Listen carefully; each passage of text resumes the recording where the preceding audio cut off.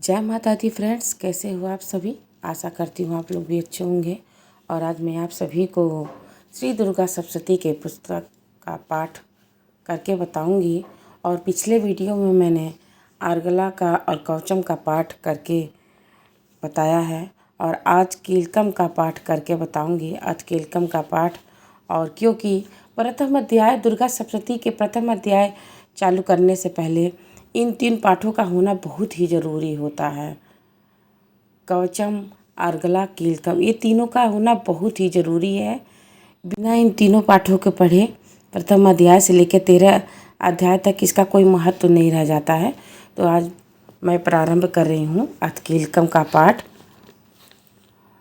ओम अस्य श्री कीलकस्य मंत्रस्य शिव ऋषि अनुष्ठुप छंद श्री महासरस्वती देवता श्री जगदम्बा प्रीत्यार्थ सप्तशती पाठान्वेन जपे विनियोग। ओम नमः चंडिकाय।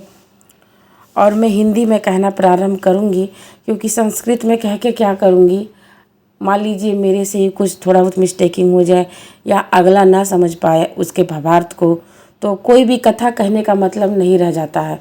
तो मैं हिंदी में ही कहना प्रारंभ कर रही हूँ। चंडिके देवी को नमस्कार है। मार्कंडेय जी कहते हैं कि विशुद्ध ज्ञान ही जिनका शरीर है, तीनों वेद ही जिनके 3 दिव्य नेत्र हैं, जो कल्याण प्राप्ति के हेतु हैं तथा अपने मस्तक पर अर्धचंद्र का मुकुट धारण करते हैं, उन भगवान शिव को नमस्कार है। मंत्रों का जो अभिकीलक है, अर्थात मंत्रों की सिद्धि में विघ्न उपस्थित करने वाले श्राप रूपी कीलक का जो निवारण करने वाला है, उस सप्तशती स्त्रोत को संपूर्ण रूप में जानना चाहिए और जानकर उसकी उपासना करनी चाहिए।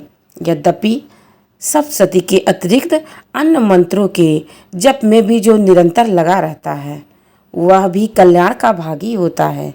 उसके भी उच्चाटन आदि कर्म सिद्ध होते हैं तथा उसे भी समस्त दुर्लभ वस्तुओं की प्राप्ति हो जाती है।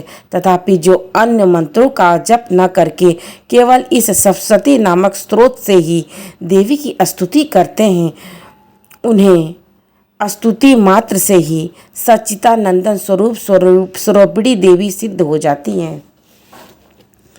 उन्हें अपने कार्य की सिद्धि के लिए मंत्र, औषधि तथा अन्य किसी साधन के उपयोग की आवश्यकता नहीं रहती। बिना जप के ही उन्हें उच्चाटन आदि समस्त अभिचारिक कर्म सिद्ध हो जाते हैं। इतना ही नहीं, उनकी समस्त अभिष्ट वस्तुएं भी सिद्ध होती हैं। लोगों के मन में यह शंका थी कि जब केवल सप्तशती की उपासना से अथवा सप्तशती को छोड़कर अन्य मंत्रों की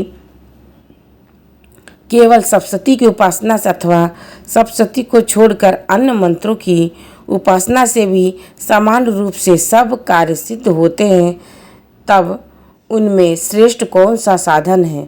लोगों की इस शंका को सामने रखकर भगवान शंकर ने अपने पास आए हुए जिज्ञासुओं को समझाया कि यह सप्तशती नामक संपूर्ण स्रोत ही सर्वश्रेष्ठ एवं कल्याणम है। तदंतर भगवती चंडिका सप्तशती नामक स्तोत्र को महादेव जी ने गुप्त कर दिया। सप्तशती के पाठन से जो पुण्य मिलता है, उसकी कभी समाप्ति नहीं होती। अथवा कहने का तात्पर्य यह है कि पढ़ना भी जितना फलदायी हो, सुनना भी उतना फलदायी है, किंतु अन्य मंत्रों के जपजन्य पुण्य की समाप्ति हो जाती है। अतः भगवान शिव ने अन्य मंत्रों की अपेक्षा जो सप्तशती की श्रेष्ठता का निर्णय किया, उसे यथार्थ ही जानना चाहिए। अन्य मंत्रों का जप करने वाला पुरुष भी यदि सप्तशती के स्त्रोत या जप का अनुष्ठान कर ले, तो वह भी पूर्ण रूप से कल्याण का भागी होता है। इसमें तनिक भी संदेह नहीं है। जो साधक कृष्ण पक्ष की चतुर्दशी अथवा अष्टमी को एकाग्रसित होकर भगवती की कृपा से अपना सर्वस्व समर्पित कर देता है और फिर उसे प्रसाद रूप से ग्रहण करता है, उसी पर भगवती प्रसन्न होती हैं, अन्यथा उनकी प्रसन्नता नहीं प्राप्त होती।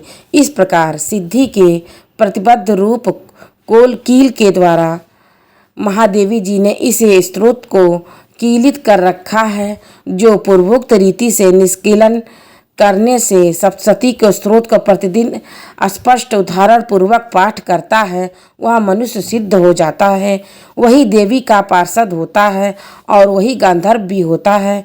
सर्वत्र विचरते रहने पर भी इस संसार में उसे कहीं भी भय नहीं होता। वह मृत्यु के वश में नहीं पड़ता और देह त्यागने के अनंतर मोक्ष प्राप्त कर लेता है। अतः कीलक को जानकर उसका परिहार करके सप्तशती का पाठ आरंभ करें। जो ऐसा नहीं करता उसका नाश हो जाता है। इसलिए कीलक और निष्कीलन का ज्ञान प्राप्त करने पर ही यह स्त्रोत निर्दोष होता है और विद्वान पुरुष इस निर्दोष स्त्रोत की ही पाठ आरंभ करते हैं।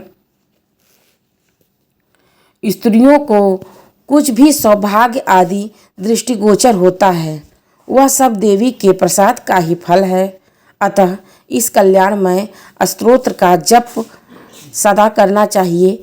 इस स्तोत्र का मंद स्वर में पाठ करने पर अल्प फल की प्राप्ति होती है और उच्च स्वर में पाठ करने पर पूर्ण फल की प्राप्ति होती है। इसलिए कथा को जोर से बोलकर कहें ताकि फल पूर्ण रूप से प्राप्त हो।